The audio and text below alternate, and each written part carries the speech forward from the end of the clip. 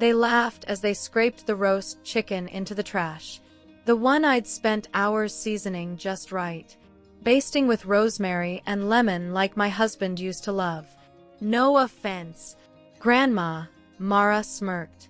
But we already ordered Thai. I stood there holding the empty serving platter, hands trembling slightly. Not from age, but from something colder.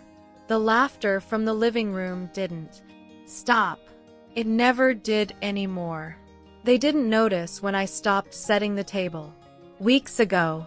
Didn't care when I stopped joining them for dinner. I had become part of the furniture. Silent, still, and easy to ignore. I carried the platter back into the kitchen, each step heavy. I didn't speak. Not then. Not yet. I washed the dish carefully, the way my mother taught me, with hot water and steady hands. The smell of roasted garlic still clung to the air like memory. I opened the small window above the sink, letting in the last bit of August breeze, dry and warm. The garden outside was still mine. They hadn't claimed that. Not yet. Upstairs, someone slammed a door. One of the boys, maybe Connor or Liam, my grandsons, 17 and 15. Neither one had looked me in the eye in months, too busy with their phones, with their noise and selling headphones, with becoming someone else entirely. I dried my hands on the old tea towel, the one with faded tulips and a burn mark from the time Harold forgot to turn off the stove. He used to call them battle scars, the little marks of living. Harold would have had words for tonight, but he was buried 5 years now, and I had only my silence to speak for me. The hallway was filled with their voices as I made my way back upstairs. I heard Mara joke about my cooking again, something about 1940s cuisine. Evan, my son, didn't say a word. As always, just a chuckle, low and flat. Not quite laughter, more like consent. My room smelled like lavender and dust. The bed was made. It always was. It was the only place left that felt like mine. I sat on the edge and reached for the photo of Harold, tucked into the frame of my mirror. His smile still looked like comfort, like truth. "You wouldn't have let this happen," I whispered. "You'd have said something, but he wasn't here, and I was tired of talking to pictures." I stood up, went to the drawer beside the bed, and pulled out the envelope. Thick, sealed, and untouched since February. The deed, the one they had never asked about, the one I never offered.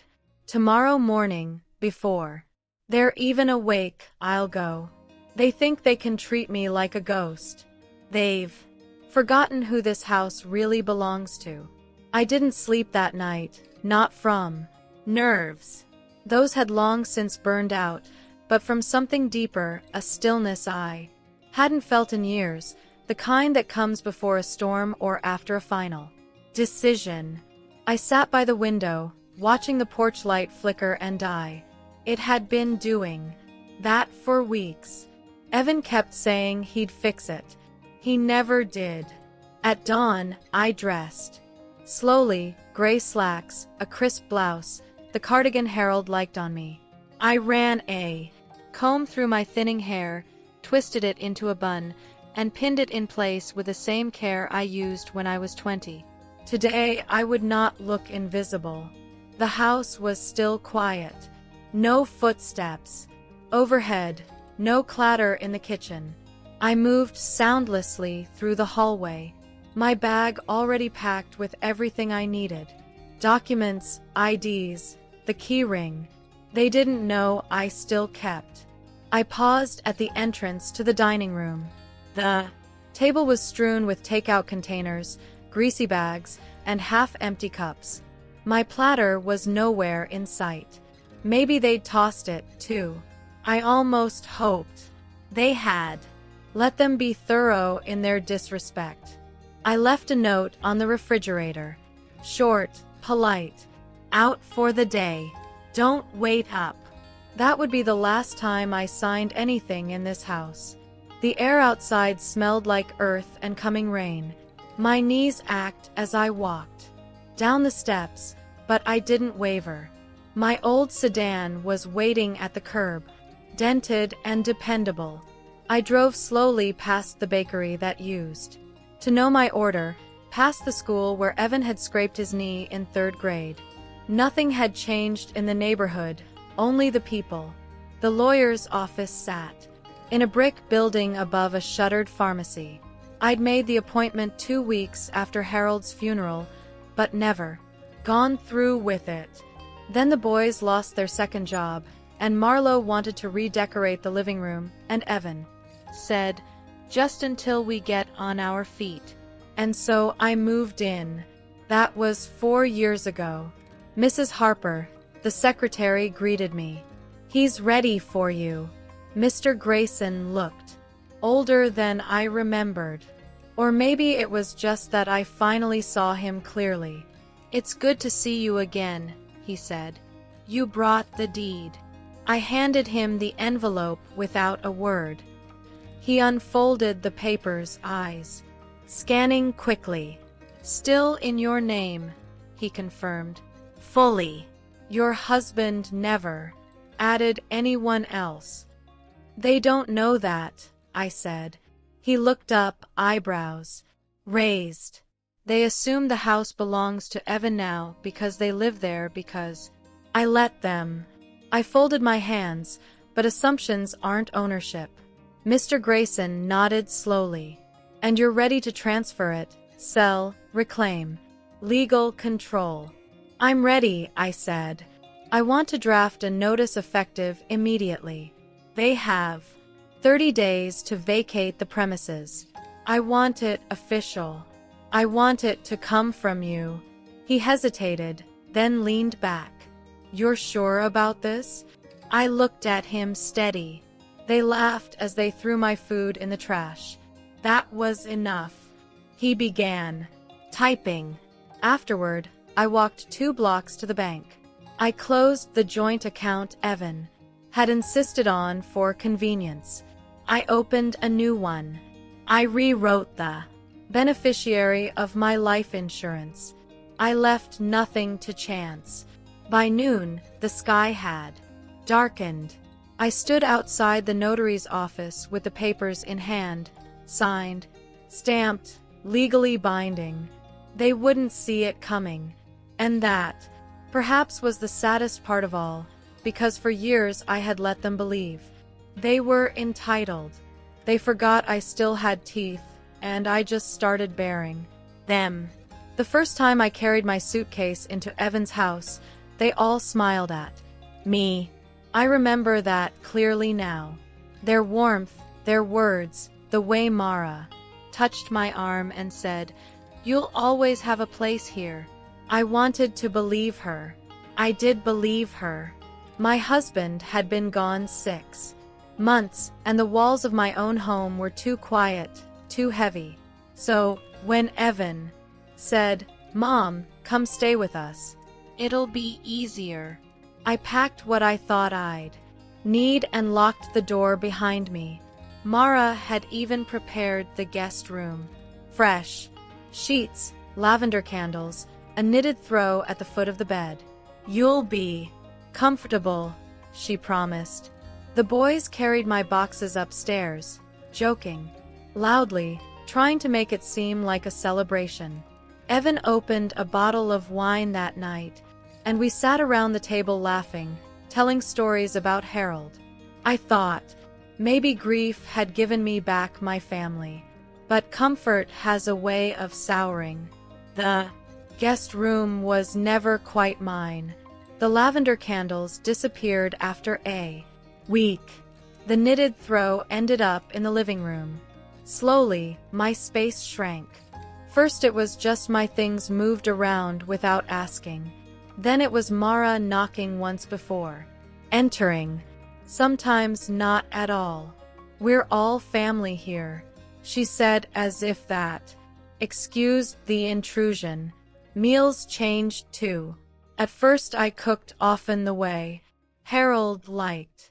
Roasts, stews, fresh bread. Everyone praised my food. Then, Mara began sighing. It's too heavy, too old-fashioned. Soon, I was told to rest while she cooked. Her food was all sauces from jars, noodles, and takeout. But Evan nodded and ate, grateful not to argue. The boys stopped sitting with me after dinner. They'd vanish upstairs with their plates, laughter echoing down the hallway. Once I followed, thinking maybe they wanted me near. I found the door shut in my face, headphones sealing them. Off from the world. My life became the quiet corners. Mornings at the window, with tea, afternoons folding laundry that wasn't mine, evenings listening to their muffled voices through the walls. No one was cruel. Not at first. It was smaller things, little exclusions that piled like stones. When I mentioned visiting my old church, Evan said, "It's too far, Mom. You don't need the drive." When I bought a new cardigan, Mara muttered, "Waste of money." When I asked about going to Connor's game, Liam laughed. "Grandma, you wouldn't get it." They thought I didn't notice. That old age dulled more than sight and hearing. But I noticed everything. One night washing dishes, I caught my reflection in the darkened kitchen window.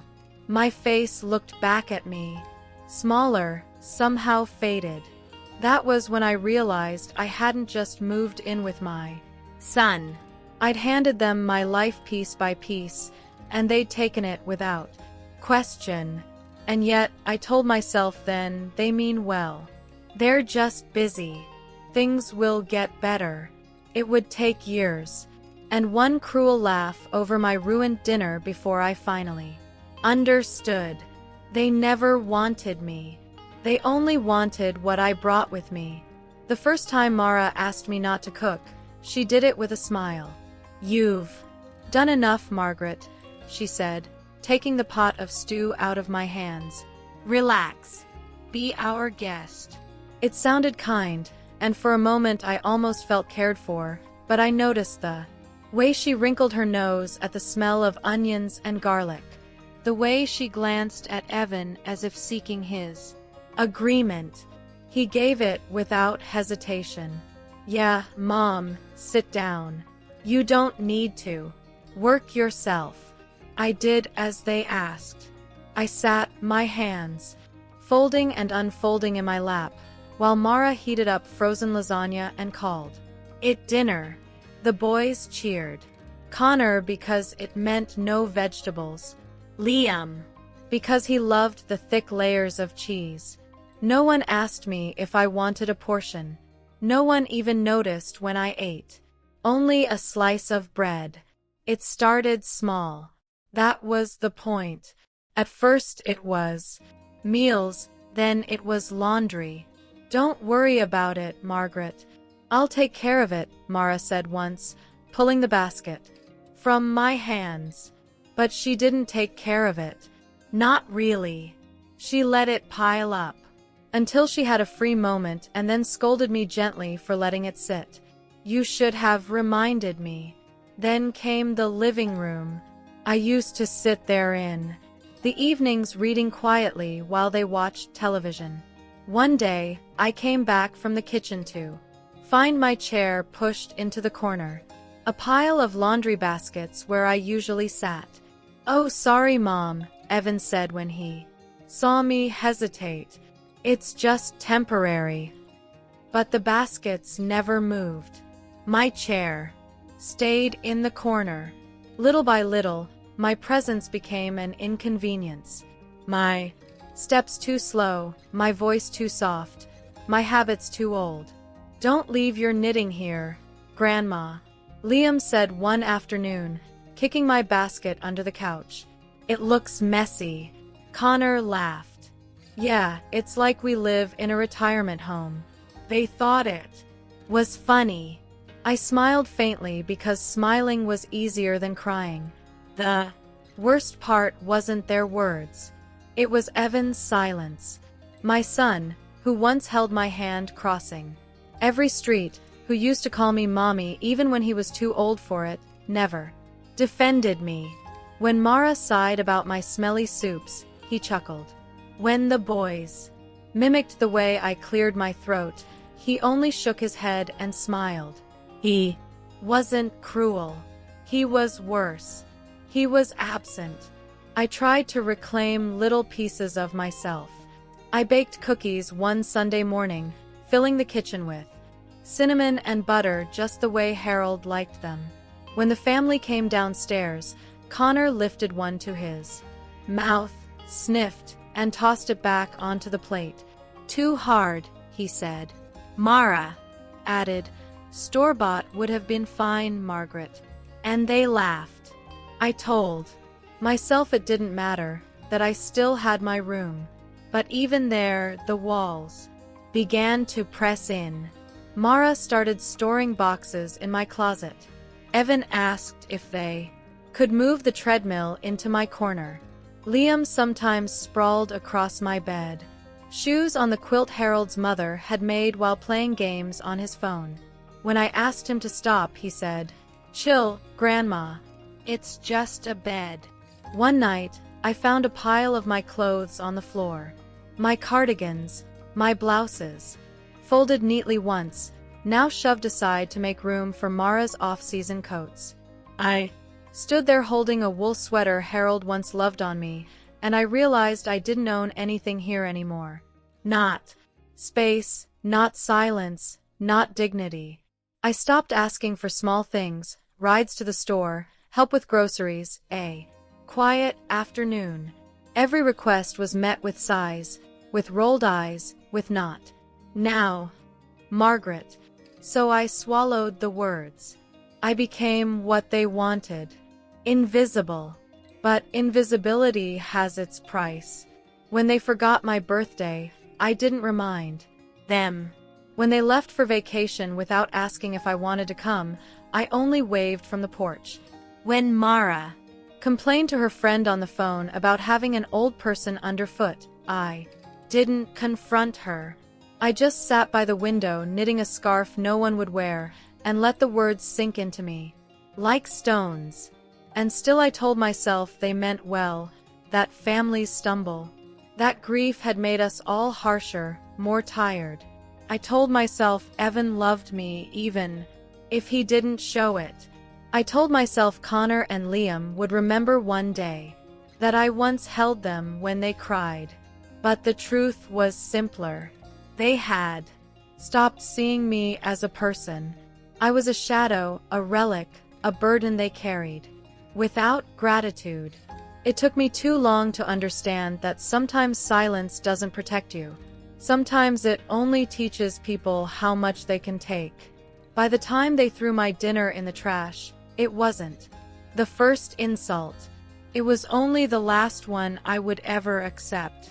When the house was quiet, when the voices upstairs were muffled behind doors, and I heard nothing but the ticking of the hallway clock, I often spoke to Harold. Not out loud. My throat was too tired for that. But in the small whispers of my heart, he'd been gone 5 years, yet I still reached for his side of the bed some nights, still expected to hear the rasp of his morning cough before the kettle boiled. He would have known what to say. He always did. When Evan was a boy and came home crying because the older kids teased him, Harold sat him down and said, "Son, people only laugh at you if you let them." When I burned the first Thanksgiving turkey, he kissed my SY and said, "Doesn't matter, Maggie. You're the feast." He had a way of making dignity feel natural, not something you had to defend. But without him, I had grown smaller. Not physically, though my body did shrink with age, but in spirit. Each slight, each careless word pressed me down, made me quieter until my silence became a habit and then a prison. At night, I would sit with the old photo album, the one Mara kept threatening to digitize. She said it like a kindness, but I knew what she meant. Out of sight, out of mind. Those pages held everything. Evan's first day of school with Harold crouching beside him, tying his shoes. My own mother, apron stained with flour, holding a cherry pie like it was a crown. The small house Harold and I bought with savings from his factory job. And my sewing. That house was my kingdom once. I can still smell the lilacs. Harold planted by the porch. Every nail hammered into its walls had been ours. Every bill paid by sweat and sacrifice. When Harold died, everyone assumed I'd sell it. Too much upkeep for you alone, Evan had said. But I didn't. Not right away. I kept it, dusted it, talked to the walls like they were listening until the loneliness became louder than the silence. And Evan's offer, "Move in, Mom. We'll take care of you," sounded like salvation. I remember the day I handed him the keys. He didn't look surprised, just relieved. "You won't regret this," he said. But regret was already budding inside me, because I knew what he didn't. The deed was still in my name. The house never left me. I had tucked the papers away in an envelope, hidden deep in a drawer.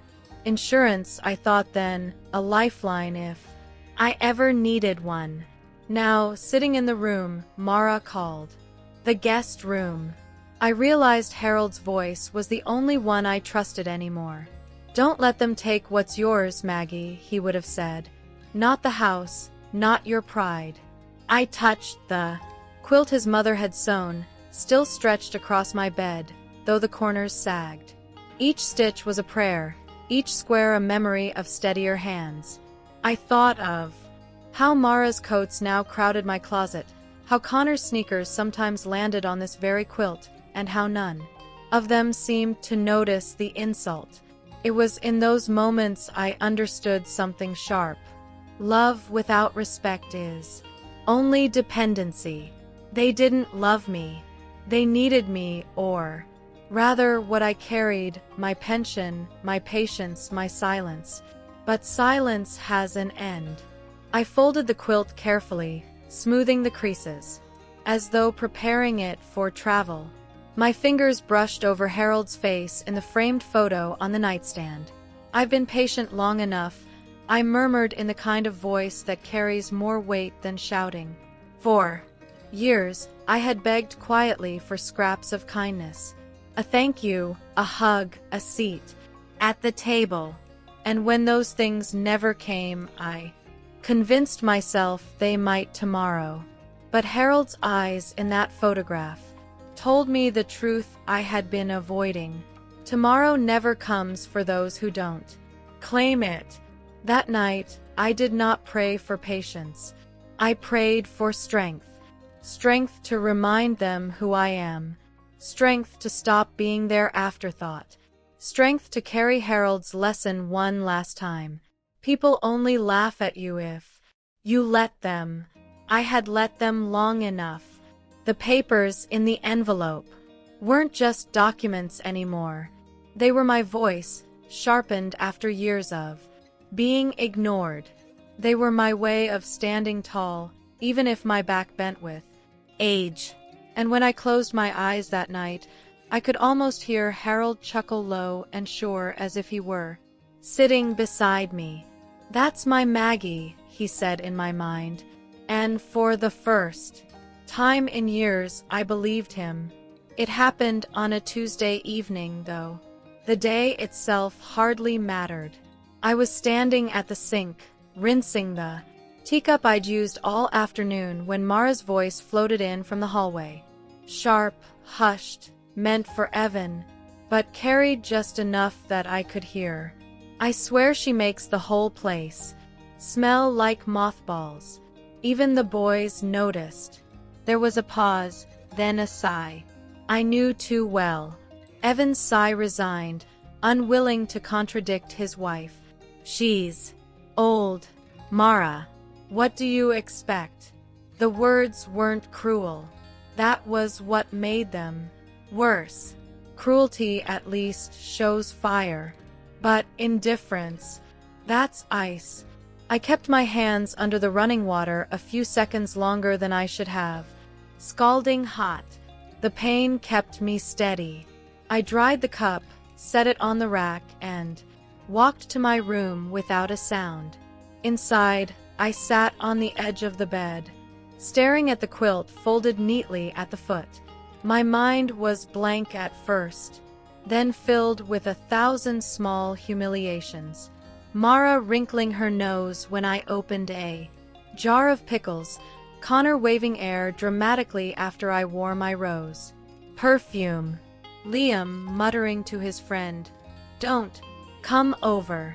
It smells like Grandma's house here."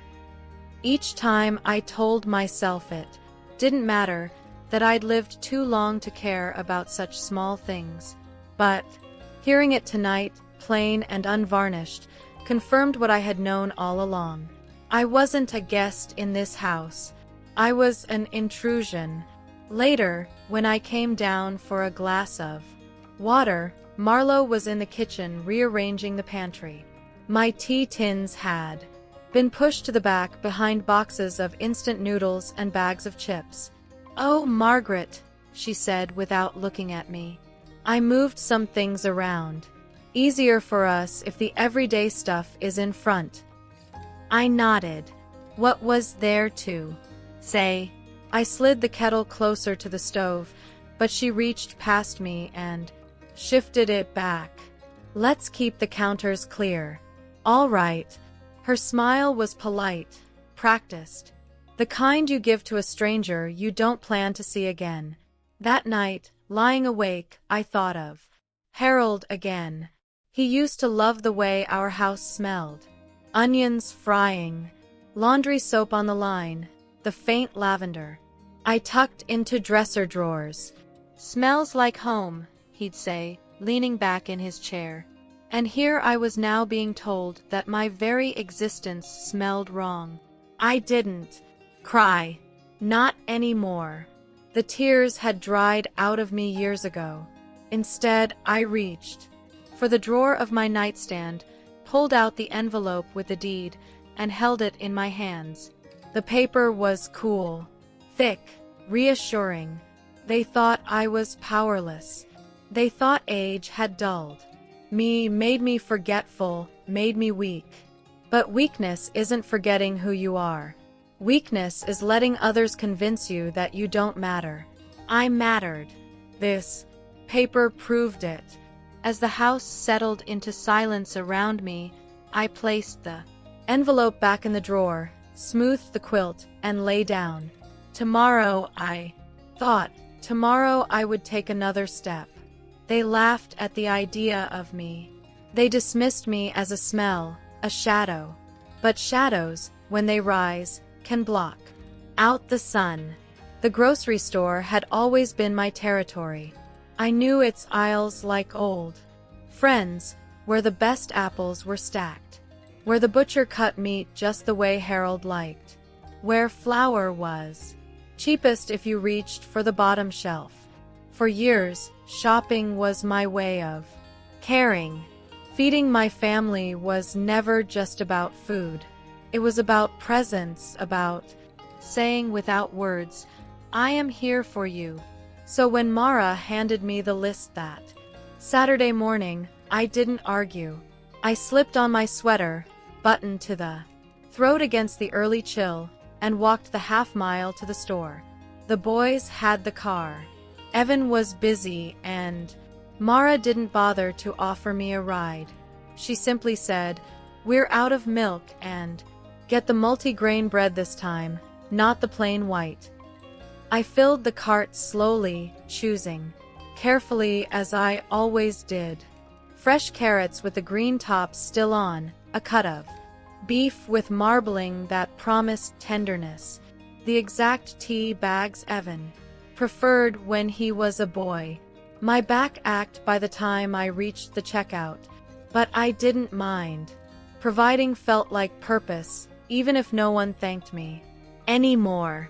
When I returned, arms heavy with bags, I found them in the kitchen. Mara leaned against the counter, scrolling her phone. Connor and Liam were perched on stools, eating potato chips straight from the bag. They looked up briefly when I came in. "Oh, good," Mara said, barely glancing. "Did you get the bread I asked for?" "Yes," I answered, setting it on the counter. She picked it up, frowned, and shook her head. "This is the wrong brand." I said the seeded, multigrain. "Margaret, this one's too soft. The boys don't like it." Connor snorted. "Yeah, Grandma, this is like school cafeteria bread." I looked at the loaf, the one I'd chosen, because it reminded me of the kind Harold used to butter thick on Sunday mornings.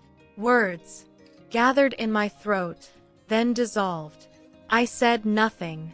Mara sighed, tossing it aside. "I'll pick up the right one later. Next time, just call me if you're not sure." Next time. As though the hours I spent leaning on that cart, the ache in my knees, the thought I put into every item, none of it counted. I unpacked the rest of the groceries in silence. No one offered to help. The boys went back to their chips, Mara to her phone. That evening, as I boiled potatoes and browned the beef for stew, Connor wandered in. He lifted the lid, wrinkled his nose. "It smells old." "Old," I repeated, "like, grandma food." He laughed, shouted for Liam, who came running to sniff. Both of them doubled over with amusement. Mara appeared in the doorway, her arms folded. "Boys, that's enough." But she was smiling too, trying to hide it. Evan wasn't home yet, but I knew what he'd do. Shake his head, chuckle softly, say nothing. Always nothing. I stirred the stew, the spoon, heavy in my hand. For a moment I imagined slamming it down, raising my voice until they all froze. But instead, I ladled broth into a bowl, tasted it carefully, and said, "It needs more salt." Later, when we sat at the table, Mara slid the serving dish aside and placed a stack of takeout containers in the center. "Thai food tonight," she announced brightly. "Just in case." They dug in, laughing, trading bites, while my stew cooled untouched. I ate alone, spooning it into a small bowl and carrying it upstairs. In my room, I set the bowl on the nightstand beside Harold's picture. The broth had gone tepid, the potatoes sinking to the bottom. Still, I lifted the spoon and ate slowly, quietly. Each bite tasted of surrender, but not forever. As I swallowed, I thought of the envelope in my drawer, the paper waiting patiently like a loaded weapon. They didn't know. They didn't even imagine. One day soon, I told myself I would not bring groceries through this door. I would not be measured by the softness of bread or the scent of stew. One day soon, they would discover what it felt like to come home and find the locks no longer fit their keys. And when that day came, I would sit right here in this same chair, eating a meal I cooked for myself, seasoned not with salt, but with freedom. The first time they forgot to call me down for dinner, I thought it was an accident. I heard their voices, the scrape of chairs, the clatter of forks against plates, but no one came to my door. I waited a few minutes, then longer. Finally, I walked quietly down the stairs, telling myself perhaps they were distracted. Perhaps Evan assumed Mara had told me. Families forget. It happens. But when I reached the dining room, the truth was plain. They were all there, Evan at the head of the table, Mara beside him, Connor and Liam already halfway through their plates. Boxes of takeout littered the table. Steam rose from cartons of fried rice, noodles glistening with sauce. No place had been set for me. "Grandma," Connor said around a mouthful. "We didn't think you'd want this. Too spicy for you." Mara dabbed her lips with a napkin. We're going to save you a portion, Margaret. There's soup in the fridge. Soup in the fridge. Not at the table. Not with them. Evan kept his eyes on his plate, chewing slowly. He didn't look up. Didn't say a word. I turned, went to the kitchen, and pulled out the soup. One of those cans with a ring pole lid. The kind I never would have bought for myself. I warmed it on the stove while their laughter drifted in from the dining room. When it was hot enough, I carried the bowl back upstairs. The sounds of their meal followed me, chopsticks tapping, soda, cans hissing open, the boys shouting over some joke I wasn't meant to hear. In my room, I sat on the bed with the soup cooling in my lap. Thin broth, overcooked noodles, not a hint of care in it. I thought of the dinners I used to make. Roasts slow-cooked until the meat fell apart, bread risen and baked. Golden, pies cooling on the windowsill. Those meals brought people together. These cartons only filled their stomachs. I ate in silence, each spoonful heavy with the weight of being forgotten. It didn't stop there. The next week they did it again. This time I went down early, hoping to be part of things. But Marlo was already setting the table for 4. "Oh, Margaret," she said quickly. "I wasn't sure if you'd be hungry. We ordered Chinese again." Her smile was thin, apologetic. But she didn't add a 5th plate. She didn't ask me to sit. I went back upstairs. By the 3rd time I understood. This was no accident. It was easier for them without me. One less plate, one less chair, one less voice. They didn't say it out loud. But they didn't need to. Every unopened invitation, every closed door, every takeout box without my name on it spoke clearly enough. That night, I carried a plate of crackers and cheese to my room and ate by the window, looking out at the street lights flickering to life. Mrs. Jensen across the road was sitting with her daughter and grandchildren on the porch, laughing, passing a bowl back and forth. I watched until the sky went dark, my plate empty in my lap. I told myself it didn't matter, that I was used to eating alone, that food fills the body whether it's shared or not. But deep inside, I knew what had been taken from me. Not the meal, the belonging. When I washed my dish and set it back in the cupboard, I glanced toward the drawer where the envelope waited. There was no anger in me. Not yet. Only the quiet certainty that my place in this house had been erased long before they stopped setting a plate. But the house still knew my name. The papers proved it. And one day soon, so would they. I tried once more to speak to Evan. It was late, the house already dim, the boys upstairs with their headphones clamped over their ears, Mara tapping on her phone in the living room. I found him in the garage, bent over a stack of bills at the workbench. The light above buzzed faintly, casting shadows on his face. For a moment, he looked so much like Harold, same furrow between the brows when numbers didn't add up, that I almost softened. "Evan," I began, my voice low but steady. "We need to talk." He glanced up, startled, then forced a smile that didn't reach his eyes. "Hey, Mom. Everything okay?"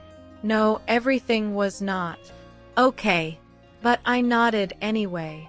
Old habits. Then I tried again. "I feel like I don't belong here anymore." Meals, conversations, even birthdays. My voice faltered. I don't know what I've done to make you keep me at a distance. He rubbed the back of his neck, avoiding my gaze. Mom, it's not like that. You're overthinking. Am I? I asked. My hands trembled, but not from weakness, from restraint. You sit at the table with your family, and I eat soup upstairs. You let Mara dismiss me with a smile. You let the boys mock me, and you never step in. Evan sighed long and weary as though I were the one burdening him. It's just complicated. Marla's under stress. The boys are teenagers. You know how they are. I'm caught in the middle. I don't want more conflict. Conflict? The word scraped my throat. Since when is asking to be treated like a person a conflict? He shifted uncomfortably. You have to understand, Mom. Things are different now. You live with us, but it's our household. Mara has her way of doing things, and I need to support her. That's marriage. And what about me? My voice cracked, but I forced it back down. Am I no one to you? Finally, he looked at me. His eyes, so much like Harold's, yet empty in a way Harold's never were, met mine. You're my mother. Of course you are. But maybe. He trailed off, then cleared his throat. Maybe you should ease back. Let us run things. Don't take it so personally. Ease back. The words landed like stones, as though I had been pushing too hard. Simply by existing, by cooking a stew, by wanting a chair at the table. I straightened my shoulders. I gave up my home for you, Evan. I trusted you. He winced as if the reminder pained him. Mom, you did the right thing. That house was too much for you. This is better, isn't it? Better. Alone in a room that smelled of lavender and dust while laughter rose from downstairs. I didn't argue. What was the point? He had made his choice. Peace with Mara over dignity for me. So I left him there, surrounded by his bills, his silence, his sighs. I climbed the stairs slowly, each step echoing louder in my ears than it should have. In my room, I closed the door carefully, sat on the edge of the bed and breathed. I had tried. I had asked for nothing but recognition, and even that was too much. The next morning, Mara avoided my eyes. Evan left early. The boys brushed past me without a word. Life went on as though our conversation had been erased overnight. But it had not been erased for me. It was carved into me. That evening when I made myself tea, I opened the drawer and touched the envelope again. The paper inside was cool, solid, mine. I pressed it to my chest, listening to the steady beat of my heart.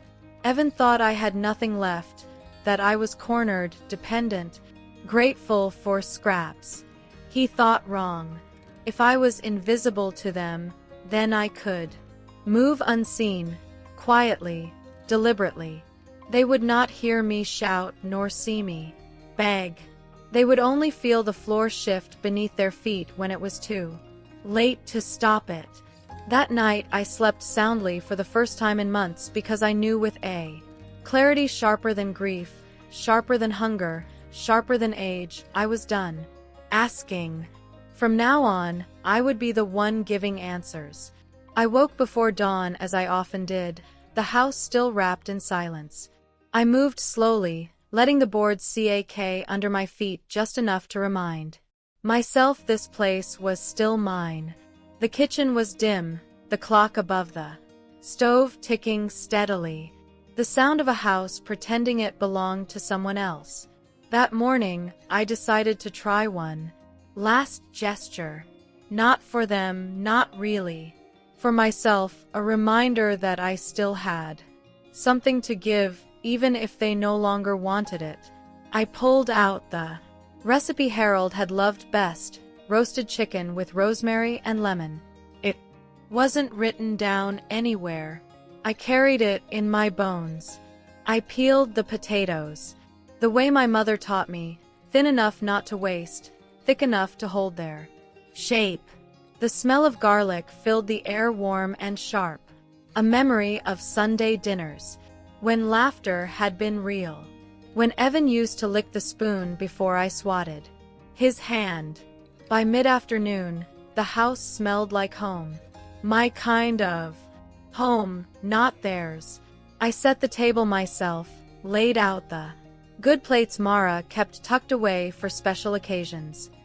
Ironed a tablecloth from the back of the closet, the one with faint wine stains that told stories of old Christmases. For the first time in years, the dining room looked ready for family. When they came in, the boys from school, Mara from errands, Evan from work, they stopped short in the doorway. "What's all this?" Evan asked, his voice uncertain. "Dinner," I said simply, wiping my hands on a towel. "A proper one. Sit down." Connor sniffed the air. "Smells heavy." Mara smiled tightly. "Margaret, you didn't have to." "I wanted to," I interrupted. My voice was calm, steady. "Now sit while it's hot." Reluctantly, they did. I carved the chicken, passing slices with potatoes and carrots, pouring gravy that shimmered in the light. For a moment, just a moment, it felt almost right. Evan tasted a bite, chewed slowly, then gave me a small nod. "It's good, Mom." But Mara only picked at her plate, and the boys pushed food around with their forks. The silence stretched thin, every clink of cutlery sharp against it. Finally, Connor broke it. "Do we have to eat this? We already ordered Thai." Mara laughed softly, trying to smooth it over. "The boys aren't used to this kind of meal, Margaret. It's different for them." I watched as Liam slid his plate away, muttering, "Nobody eats like this anymore." And then, the sound I had dreaded. The scrape of chairs, the shuffle of plates lifted, carried not to the sink, but to the trash. Connor dropped the first piece of chicken into the bin with a careless flick. Liam followed, giggling. Mara sighed almost theatrically, as if to say, "You see how hard it is for me, too." The smell of rosemary and lemon lingered in the air as my food hit the garbage, the dinner I had poured my love into, reduced to scraps among coffee grounds and wrappers. I stood there, dish towel in my hand, watching. Not a word left my lips. Evan caught my eye then.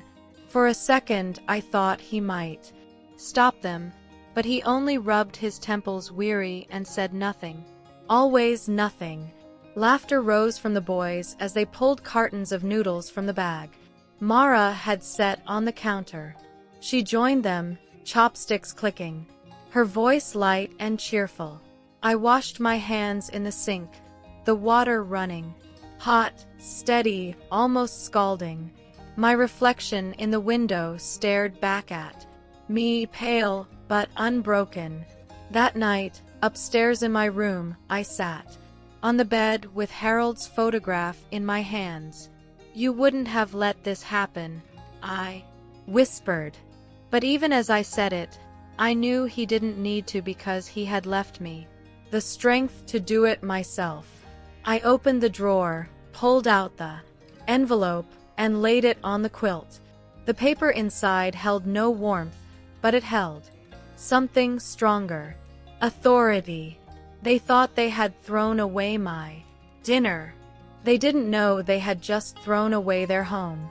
And soon enough, I would remind them whose name was written in ink on those walls. I didn't storm out of the house that night. I didn't slam doors or raise my voice. No. Silence was sharper.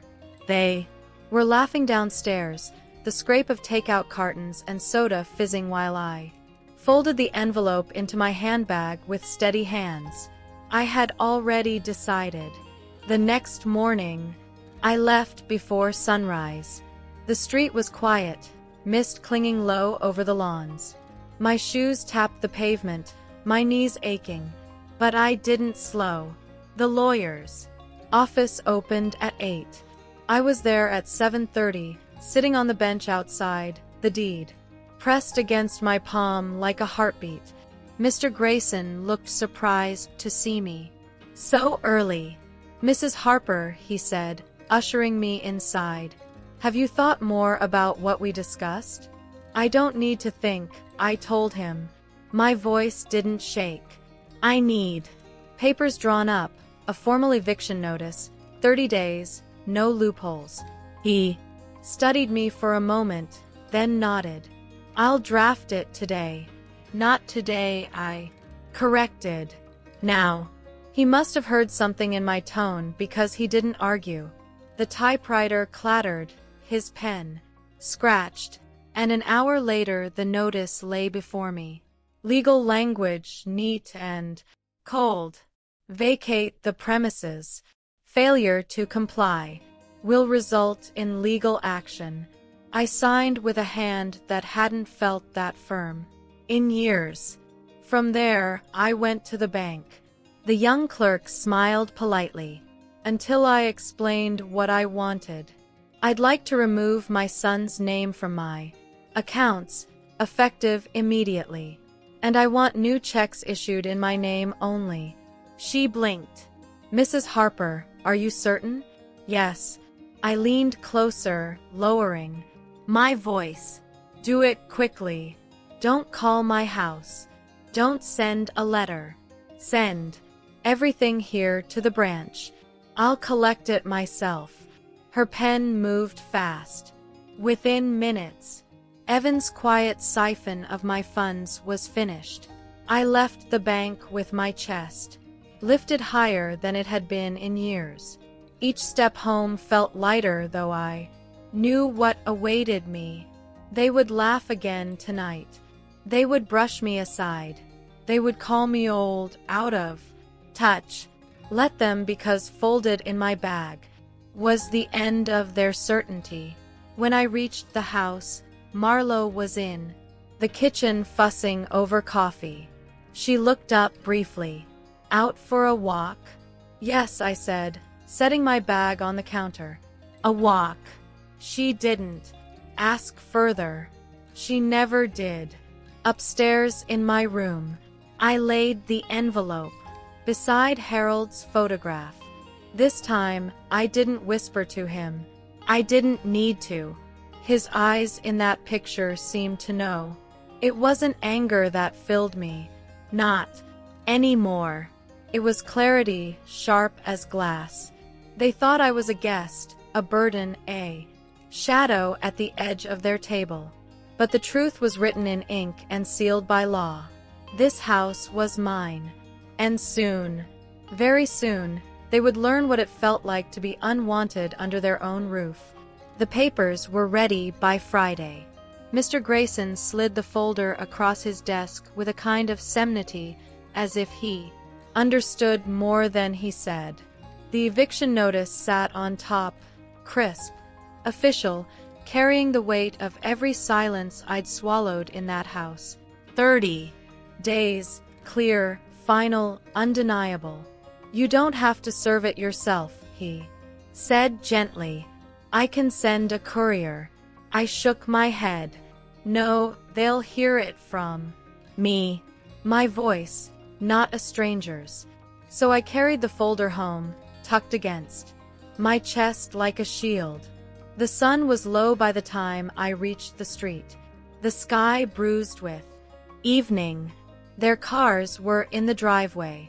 Mara's SUV, Evan's dented sedan, Connor's beat-up hatchback. The house looked warm from the outside. Lights glowing, curtains drawn, the sound of television laughter spilling faintly into the yard. To anyone passing, It might have looked like a family. Inside, the smell of pizza hung in the air. Boxes littered the counter, soda cans half empty. Connor and Liam, sprawled in the living room, controllers in hand, eyes glued to the screen. Mara sat with her phone, scrolling, while Evan leaned back, pretending at relaxation, but looking worn. None of them noticed me at first. I stood there, papers in hand, a ghost in plain sight. Finally, Mara looked up. "Oh, Margaret, you're back early. We didn't think you'd want pizza. Too greasy for you." Connor smirked. "Yeah, Grandma's probably upstairs with her soup." Their laughter echoed. Familiar, expected. I didn't respond. I walked into the center of the room and set the folder on the coffee table right between the soda cans and the controllers. My hands didn't tremble. "What's this?" Evan asked, frowning as he reached for it. "Read it," I said. He opened the folder, scanned the first page, his face drained of color. "Mom, what is this supposed to mean?" Mara leaned over his shoulder, her eyes widened, then narrowed. "An eviction notice. You can't be serious." "Oh, I'm serious." My voice was quiet, but the words carried. "This is my house, my deed, my name on every brick and nail. I let you live here. I let you pretend it was yours. That ends now." The boys paused their game, staring. Connor laughed nervously. "Is this a joke?"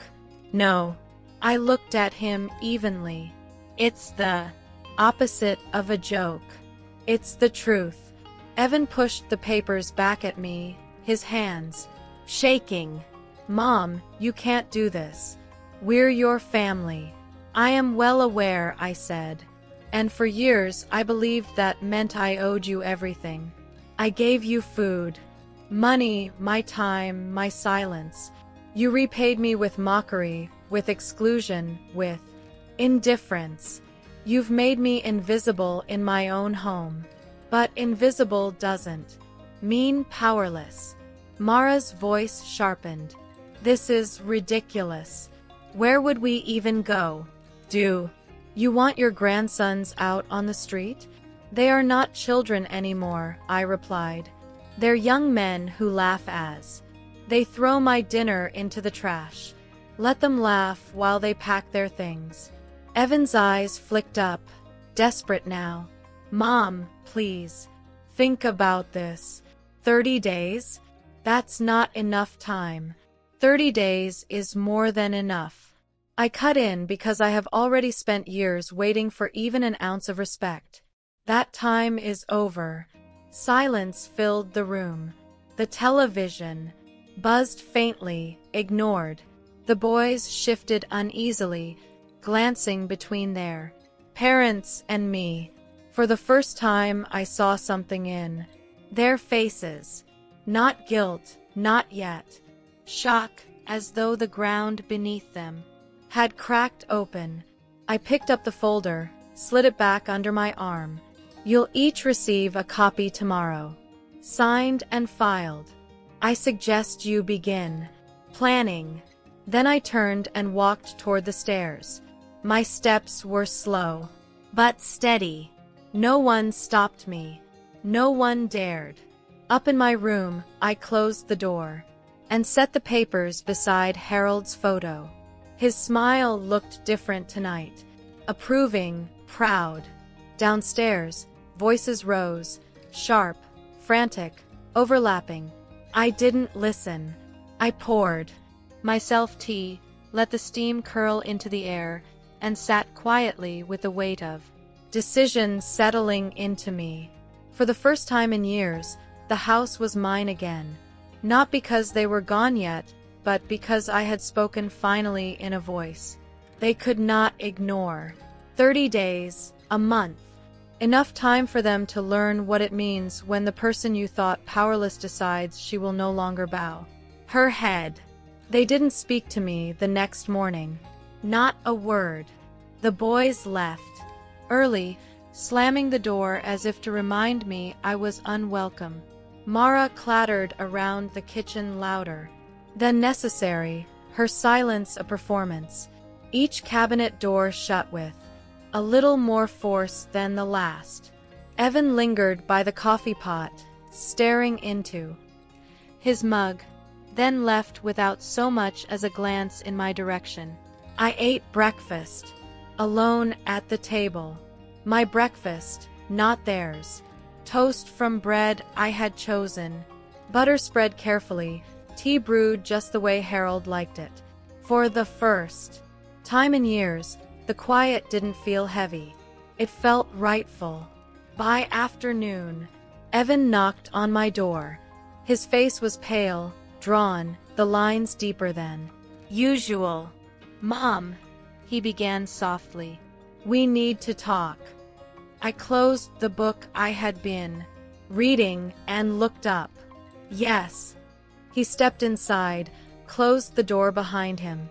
"About last night, you blindsided us." "Did I?" I asked. My voice was calm. "Or did you blindside me when you let your family treat me like a nuisance? When you laughed as they mocked me? When you let them eat while I sat upstairs alone?" His shoulders slumped. "It's not that simple." "It is exactly that simple," I said. "Respect is never complicated." He rubbed his face, exhaled hard. "Mara's furious. She says this isn't fair. That you're punishing her and the boys. They don't deserve." "They deserve," I interrupted sharply, "to face the consequences of cruelty." "They threw my food in the trash, Evan. Food I made with care. And you laughed with them. Tell me, what did I deserve in that moment?" He had no answer. His silence was louder than words. I leaned forward, my voice low but firm. "This house was built by me and your father. Every brick, every bill, every year of sacrifice, it came from us. You live here because I allowed it. And you forgot that. You let them all forget that." For a moment, I thought I saw shame flicker in his eyes, but it passed too quickly. He shook his head. "So what now? You really want us gone in 30 days? Your own son, your grandsons?" I felt my chest tighten, but I did not bend. "Yes, because my own son forgot what it means to be family. You think being my child gives you a right to take and take without giving back. You are wrong." He opened his mouth, then closed it again.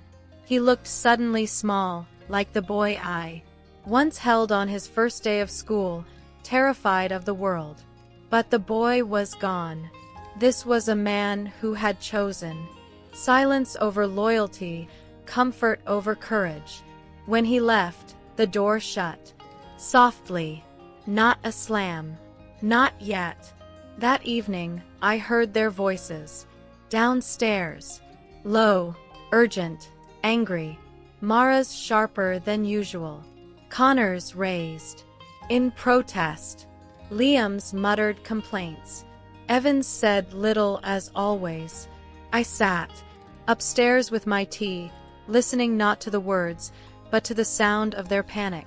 It was strange. For years I had been the one silenced, the one excluded from their meals, their laughter, their plans. And now, with one signed paper, the roles had shifted. They whispered about me, argued about me, planned around me. I was no longer invisible. Later, when the house grew still, I stood by the window and looked out at the street. The lilac bush Harold had planted years ago still bloomed near the fence, stubborn and fragrant. The sight of it steadied me.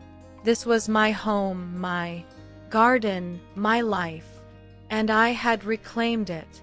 They would pack boxes, They would argue, and bargain and blame, but the walls would remain and they would remember. Respect is never given freely. It is claimed, held, defended. And in 30 days' time I would sit at this window alone again, but unbowed, and know that I had done what Harold would have wanted. I had stood tall. For once it was their turn to feel small. The days that followed were a storm of whispers and slammed doors. I did not need to eavesdrop to hear the panic running through the house. Mara's voice carried sharpest, slicing through walls and ceilings. How can she do this after everything we've done for her? Everything. As if letting me sit upstairs with a bowl of canned soup was a gift. As if silence and mockery were kindness. Connor and Liam stomped about the house with the graceless anger of youth, muttering about unfairness, about crazy old ladies. I heard Liam one evening on the phone with a friend. "Yeah, we're getting kicked out of our own house. My grandma's nuts." He said it like a joke, but his voice cracked at the edges. Evan moved quieter than all of them. His steps on the stairs were slow, his sighs longer, his words few. He avoided my eyes when we crossed in the hall, as though shame weighed heavier than anger. For that, I almost pied him. Almost. On the 4th day, Mara cornered me in the kitchen. She blocked the doorway, arms crossed, face tight with fury that no smile could disguise. "Margaret, this has gone far enough," she snapped. "You can't just toss us out. We have nowhere to go. The boys need stability." I spread jam on my toast. Calm, deliberate. "They'll find it elsewhere." She let out a bitter laugh. "You're punishing them because you feel what? Left out. Unappreciated? That's life. Families are messy. You don't get to bulldoze us because you didn't like a few dinners." I set down the knife, looked her squarely in the eye. "You call it a few dinners. I call it years of being treated as furniture, a nuisance, a smell, a shadow in my own home. This house is mine, Mara. You were a guest. You forgot that." Her mouth opened, closed. For once, she had no ready retort. She spun on her heel, muttering about lawyers, about rights. But I knew better. Mr. Grayson had assured me airtight papers, every line. Signed, stamped, filed. Their arguments were smoke against stone. That evening, Evan finally knocked. He stood in the doorway of my room, shoulders slumped, hands buried in his pockets like a boy about to confess to some schoolyard sin. "Mom," he said quietly, "I've been looking at rentals. It's not easy. Everything's expensive." I nodded.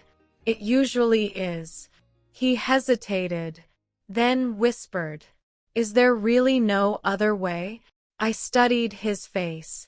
My son, my blood, the boy who once clutched my hand crossing streets, the man who had let me be erased in his own home. My heart softened, but only for a beat. Then it hardened again the way steel cools after fire.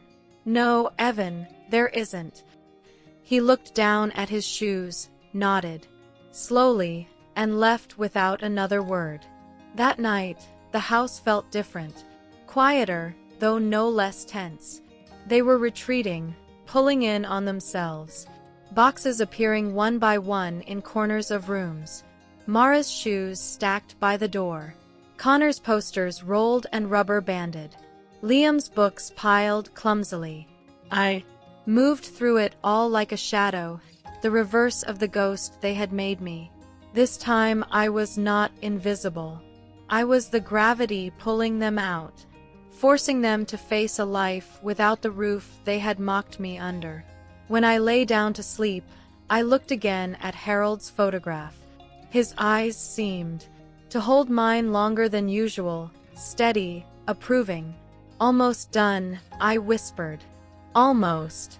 For the first time in years, my dreams were untroubled, no laughter at my expense, no slam doors, just the image of lilacs in bloom, and the knowledge that soon the house would be mine in more than name. Soon the air would carry only the scent of rosemary, lavender, and freedom. The 30th day arrived without ceremony. No sudden storm, no shouting match, no apology offered too late. The house was stripped bare in places now. Walls pale where posters had once hung, closets emptied of Mara's coats, counters cleared of clutter. Their voices were thinner, too brittle with exhaustion. I watched them move box by box through rooms that had once been filled with laughter. I wasn't invited to join. Connor carried out his sneakers and video games, muttering under his breath. Liam dragged a suitcase that banged against each stair. Mara barked orders, sharp and impatient, her eyes red from nights of whispered arguments. Evans said little, as always, his face gray with the weight of what he'd lost. I did not interfere. I did not gloat. I simply sat at the kitchen table with a cup of tea, the same way I had sat through countless evenings of exclusion. Only this time, it was not me who was invisible. It was them fading out of a life that had never truly been theirs to claim. At one point, Evan paused in the doorway. He looked at me, his mouth opening as if to speak. For a heartbeat, I almost saw the boy he once was. The boy who ran to me after school with scraped knees. The boy who clutched my hand so tightly at his father's funeral. But the man standing there had chosen silence too many times. Whatever words he wanted to find, they never came. He lowered his eyes and carried the last box to the car. When the door finally closed behind them, the house exhaled. The air felt lighter. The silence not heavy but clean, like the pause after a hymn ends. I walked through each room slowly, touching the walls, the banister, the worn wood of the dining table. This was not an empty house. It was mine again. Every nail, every board, every memory. In the living room, I found one of their soda cans left behind on the coffee table, half empty, flat. Without hesitation, I carried it to the trash and dropped it in. The sound of the can hitting the bin was sharper than it should have been, final in a way that made me smile. I opened the windows wide. Fresh air rushed in, carrying the scent of lilacs from the yard Harold had planted. For the first time in years, the house smelled like home. Not of takeout cartons, not of grease and indifference, but of spring, of care, of beginnings. That evening I cooked again, not for them, not to prove anything, but for myself, a small roast, potatoes, carrots, seasoned with rosemary from the garden. I sat one place at the table, lit a single candle, and ate slowly, savoring each bite. As the candle burned low, I thought of Harold. I thought of the strength it had taken to do this alone, of the quiet victories hidden in ordinary acts. And I realized something. They had not just lost a roof. They had lost me. My patience, my silence, my care. And they would come to understand too late what it meant to live without those things. When the last dish was washed and set aside, I returned to the window. The street outside was calm, the lilacs glowing pale in the moonlight. I breathed in deeply, steady, and sure. They had laughed as they tossed my dinner in the trash. They had made me invisible, a shadow in my own home. But I had given them their answer, not with shouting, not with vengeance, but with ink, with law, with a quiet dignity they could never take from me. And now the house was mine again. not just in name, in spirit, in truth. I closed the curtains, turned out the light, and whispered to the quiet, to Harold, to myself. Respect is never given. It is claimed. And for the first time in years, I slept without fear of being forgotten.